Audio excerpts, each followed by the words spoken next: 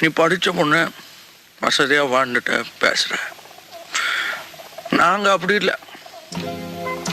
சோத்துக்கு திண்டாடணும், 4 காசு சம்பாதிக்கணும்னா சாவணும். சம்பாரிச்ச காசை வீட்டுக்கு கொண்டாடுறதுக்குள்ள ரத்த அடிப்படணும். ஒரு நாளைக்காவது ராத்திரி வரல நாம உயிரோட இருப்போம் நம்பிக்கை உண்டா?